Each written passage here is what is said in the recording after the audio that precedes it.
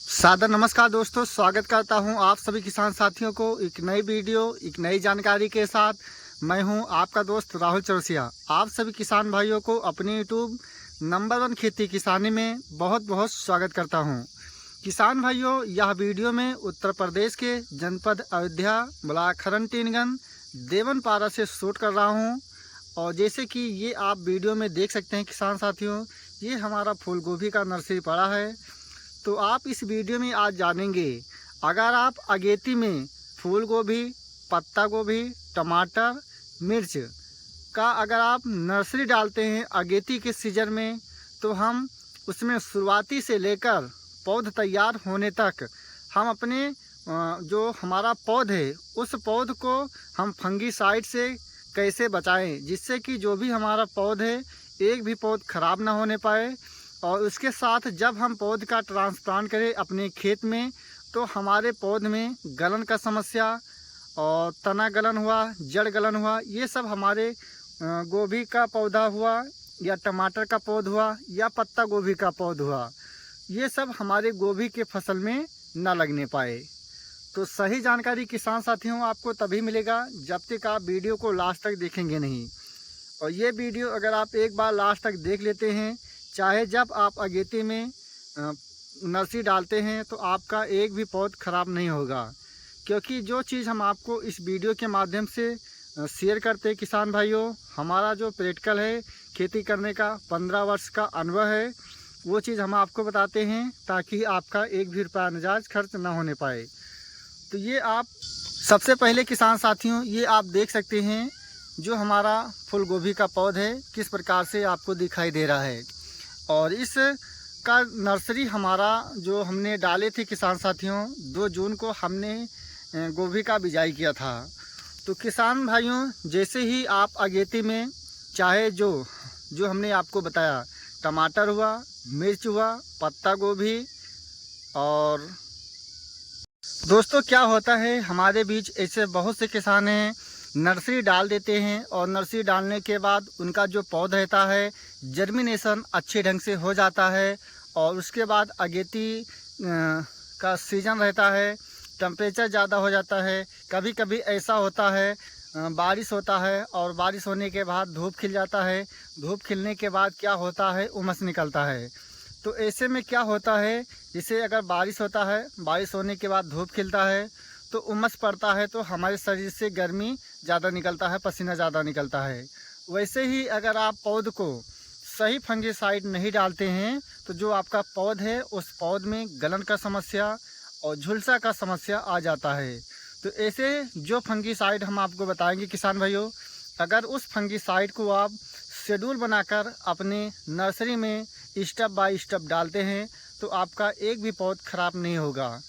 तो किसान साथियों, जब भी आप अगेती में गोभी का नर्सरी डालते हैं, चाहे टमाटर का नर्सरी डालते हैं या मिर्च का नर्सरी डालते हैं, या इसके अलावा आप अगेती में पत्ता गोभी का नर्सरी डालते हैं, तो जहां आप नर्सरी डालते हैं सबसे पहले वहां आपको रीजेंट अनिवार्य रूप से डालना चाहिए।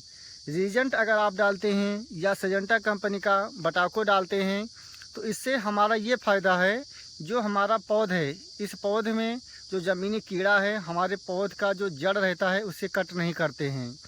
और जैसे ही आपका गोभी का पौध या जो हमने आपको बताया, चाहे जो इसमें से आप नर्सरी डालते हैं, तो उसका जो पौध है जर्मिनेशन आ जाता है, तो आपको क्या करना है किसान भाइयों, पहले स्टेज में आपको लेना है यूपीएल कंपनी का साफ।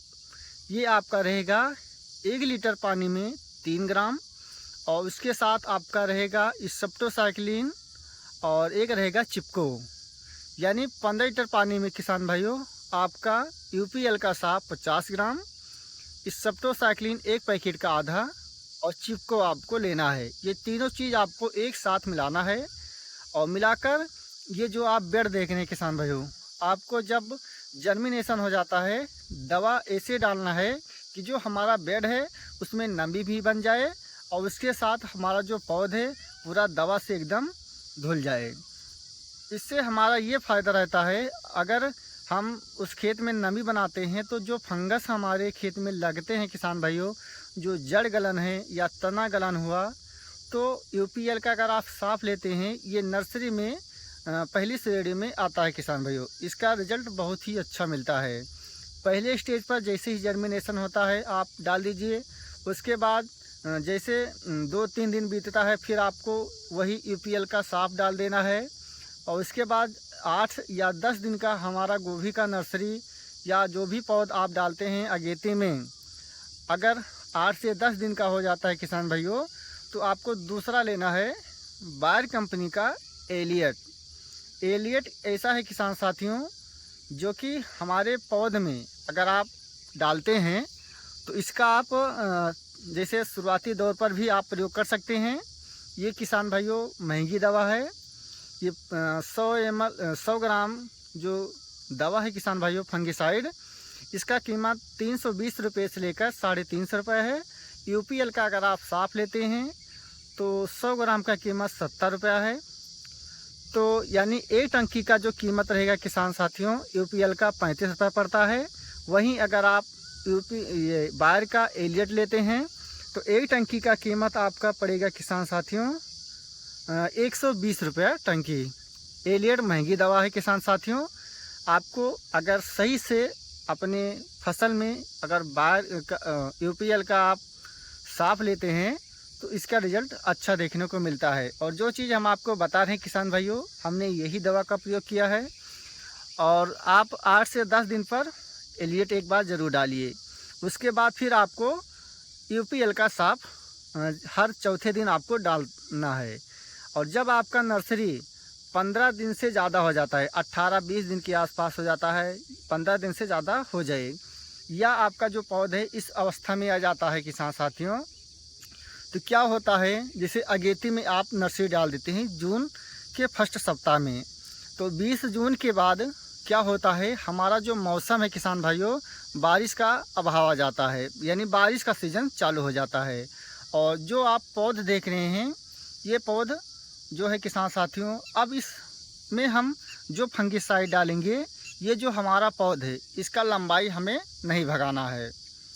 और ऐसे बहुत से किसान हैं नर्सरी डाल देते हैं बरसात के सीज़न में, वो अपने नर्सरी में NPK 19-19 का प्रयोग करते हैं। तो आप कभी भी अगर अगेती में गोभी का नर्सरी डालते हैं, चाहे पत्ता गोभी का नर्सरी डालते हैं या मिर्च का नर्सरी डालते हैं, तो 19-19 आपको नहीं प्रयोग करना चाहिए। तो ये जो आप पौध देख रहे हैं किसान साथियों, हमारा आज 20 तारीख है, 18 दिन का फसल हुआ है। और हमने आज के 3 दिन पहले ही अपने गोभी के फसल में किसान भाइयों बायर का नेटबो, जैसे आपको 15 या 20 दिन का फसल है, यानी जो पौध है, आपको क्या करना है, कॉम्बिनेशन बनाना है। यानी यूपीएल का साफ 15 लीटर पानी में आपका रहेगा 25 ग्राम, और उसके साथ स्टेप्टोसाइक्लिन आपको लेना है। स्टेप्टोसाइक्लिन से ये फ़ायदा है, जो हमारे नर्सरी में सड़वा गलवा लगता है उसके लिए है किसान भाइयों। या तो हमारा जो गोभी है, जब हार्वेस्टिंग का समय आ जाता है, उसमें फूल आ जाते हैं, तो एक रोग ऐसे रहते हैं, गोभी का जो पत्ता रहता है, जैसे बारिश ज़्यादा होता है तो जो पत्ता रहता है चारों दिशा में फैल जाता है, तो ये सॉफ्ट रोग है किसान भाइयों। उसके लिए स्टेप्टोसाइक्लिन अच्छा रिजल्ट देखने को मिलता है। और चिपको, ये तीनों चीज़ आपको लेना है। यानी 15 से 20 दिन का आपका नर्सरी हुआ है, तो 15 लीटर पानी में यूपीएल का साफ 25 ग्राम, नेटिवो आपको लेना है 5 ग्राम, इससे ज़्यादा आपको नहीं लेना है। और उसके बाद आपको लेना है चिपक। ये तीनों चीज़ आपको अलग अलग घोल बनाकर, और आपको ये जो पौध आप देख रहे हैं पूरा एकदम धुलाई कर देना है। जो आपको दवा डालना है, जो पौध का जड़ है वहाँ तक दवा अटके। इससे ये हमारा पौधा फ़ायदा है, जो हमारा पौधे इसका लंबाई नहीं भागेगा। हमारे गोभी में जो पत्ती हैं, पत्ती मजबूत होगा, तना मजबूत होगा। जो जड़ है किसान भाइयों, हमारे खेत में जड़ फैलेगा। और जब हम गोभी का ट्रांसप्लांट करेंगे तो हमारा जो पौध है उसमें गलन नहीं लगता है। और ये चीज़ अगर आप नहीं डालते हैं, जैसे 20 जून के बाद अगर बारिश हो जाता है, तो बारिश होने से हमारे गोभी का जो पौध रहता है उसमें गलन लग जाता है। तो फिर आपको जब 20 दिन के बाद समय बीत जाता है, 20 और 25 दिन के आसपास जब आपका पौधा हो जाता है किसान भाइयों, 22-23 दिन के आसपास आपको फिर यूपीएल का साफ 50 ग्राम 15 लीटर पानी में डालना है। और 28-30 दिन का जब हमारा नर्सरी का पौधा हो जाता है किसान साथियों, तो हम इसमें लेते हैं नेटिवो बायर कंपनी का 10 ग्राम और उसके साथ इस सप्टोसखी मिलाकर पूरे पौध को एकदम जड़ से धुल देते हैं। और उसके बाद हम 1 हफ्ते में पौध का ट्रांसप्लांट करते हैं। लास्ट स्टेज में जब आपका नर्सरी तैयार हो जाता है तो आपको नेटिवो जो दवा है किसान भाइयों, इसका जो धुलाई करना है, आपको अच्छे ढंग से पौध का धुलाई करना है। धुलाई करने से हमारा जो फ़ायदा है किसान भाइयों, आप 30 दिन पर कर देते हैं या 28 दिन पर कर देते हैं। आप 30 से 35 दिन में 35 दिन पे अगर आप गोभी का ट्रांसप्लांट करते हैं अगेती में, तो आपका जो पौध है बहुत ही अच्छे ढंग से चलेगा। तो किसान भाइयों, अगर आप अगेती में गोभी की नर्सरी डालते हैं या जो हमने आपको बताया, ये 3-4 ऐसे फंगिसाइड हैं जिसे आप जब नर्सरी डालते हैं तो इसको आपको घर पर रख कर ही नर्सरी डालना है, अन्यथा आपकी नर्सरी में कोई भी फंगस लग जाता है, आपके पास दवा नहीं है, तो जो भी आपका पौधा है वह ख़राब हो जाएगा। तो किसान साथियों, अगर आपको हमारी जानकारी अच्छा लगा, अपने दोस्तों को और किसान भाइयों को ज़्यादा से ज़्यादा शेयर करें। और जो किसान भाई हमारे चैनल पर पहली बार हैं या अभी तक हमारे चैनल को सब्सक्राइब नहीं किया है, तो चैनल को सब्सक्राइब करें किसान साथियों। फिर मिलेंगे एक नेक्स्ट वीडियो में, तब तक के लिए जय जवान जय किसान।